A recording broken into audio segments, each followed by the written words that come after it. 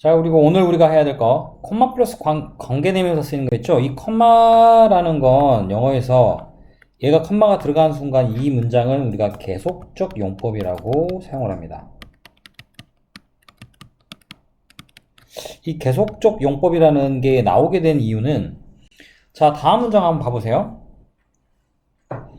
자, 아래 보면 anyone who saw the accident 관계대명사 있죠? 여기는 일단 그 앞에가 이 컴마 같은 게 존재하고 있지 않아요. 그죠? 사실 이 자리에 들어갔으면 모르는데. 보인가요? 그죠? 이게 없어요. 지금 이런 게.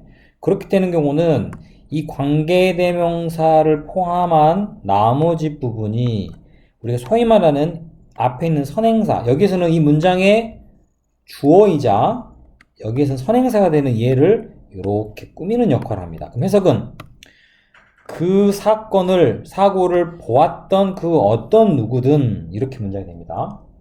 해석하는 방식 아시겠죠?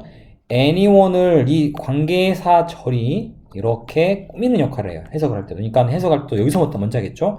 그 사고를 보았던 누구든 should call 반드시 뭐 해야 된다? 경찰에게 신고를 하셔야 됩니다. 라는 이런 문장 형태가 됩니다. 이해되셨습니까? 자, 그런데 아랫부분 보시면 뭐 조금은 다릅니다만 이 위치가 이렇게 나와 있고 그 앞에는 선생님 조금 전에 말했던 컴마 이렇게 나와 있어요. 자, 이건 해석이 어떻게 되느냐? 물론 똑같으면 선행사는 your new car가 이렇게 들어있는데 이 컴마가 없다면 원래는 이렇게 해서 이렇게 꾸며야겠죠. 그래서 나는요 당신이 지난주에 샀던 당신의 새 차를 봤다, 이런 문장 형태가 될 겁니다. 컴마가 없다면 뒤에 있는 부분이 앞에 있는 이 new car를 수식하기 때문에 해석은 사실 얘보다 뭐를 먼저? 얘를 먼저 해석합니다. 그런데 계속주용법이라는 건 해석을 이렇게 그냥 계속하는 거예요.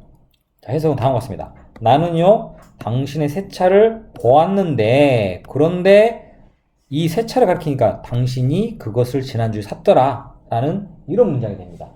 저는 큰 차이를 못 느끼겠는데요 라고 여러분 말할 수 있겠죠. 다음도 마찬가지입니다. 자, 일단 선생님 해놓고 우리 얘기할게요. 컴마가 있고 뒤에 위치가 있습니다. 당연히 앞에 있는 남산타워가 이렇게 선행사가 되겠지만 이것도 해석은 컴마 있기 때문에 네 가지의 방법이 있습니다. 남산타워에 가는 네 가지의 방법. 그런데 그 남산타워는요 산 위에 높이 위치되어 있습니다. 이런 식의 문장이 이루어져요. 만약에 이 컴마가 없다면 네 가지의 방법이 있습니다. 높은 산 위에 위치되어져 있는 남산타워에 갈, 이렇게 해석이 되는 거예요. 선생님 저는 그 큰 차이를 못 느끼겠는데요 라고 하면 우리가 이제 요렇게 따지는 거를 보면 해석이 완전히 달라지죠. I have a kid. 똑같은 문장 볼까요? I have a kid. 나는 아이가 한 명 있습니다. 그런데 이 뒤에 붙어 있는 부분이 who is a teacher 라는 문장과 똑같은 문장인데 여기는 who가 나오긴 나왔는데 앞에가 뭐가 붙어 있느냐, 이렇게 컴마가 붙어 있습니다. 차이 이해되시죠? is a teacher 똑같은 문장을 썼는데 어떤 차이가 있습니까? 그냥 단지 해석 차이입니까?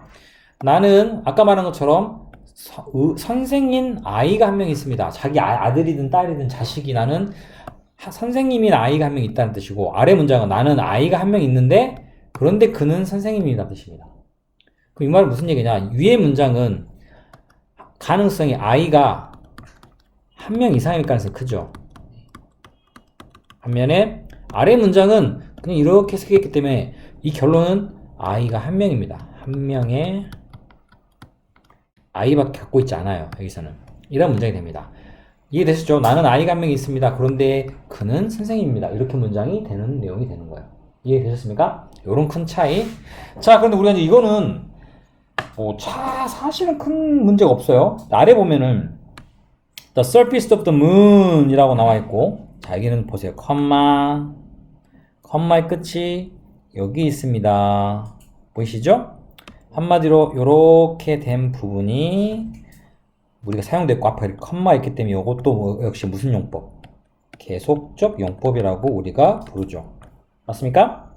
그런데 문장 구조로 보면 얘가 the surface of moon의 얘가 주어, 그 다음에 is actually 나머지 부분이 동사. 이렇게 한 문장. 그죠? 중간에 한 문장입니다. 그런데 컴마가 있고 없고는 큰 차이입니다. 왜? 컴마가 없을 때는 지금 이 문장이 틀린 게 하나도 없어요. 그런데 여기처럼 컴마가 나와 있는 경우는 that을 쓸 수가 없습니다. 그럼 어떻게 되나? 이 자리에 쓸 수 있는 것은 which로 바꾸셔야 됩니다. 그 이유는 컴마라는 우리가 이 계속적 용법 뒤에 쓸 수 없는 관계대명사가 있습니다. 그게 바로 우리가 그렇게 자주 썼던 that은 쓸 수가 없어요. 또 다른 관계대명사 중에 what이라는 관계대명사 있죠. 얘도 쓸 수가 없어요. 그거는 당연한 게 왜냐면 관계대명사 what은 선행사가 필요 없죠. 그죠? 선행사 없는 문장이 지금 뭘 꾸며주겠어? 말이 되겠어? 안 되죠? 이 자체가 따로 쓸 수가 없다.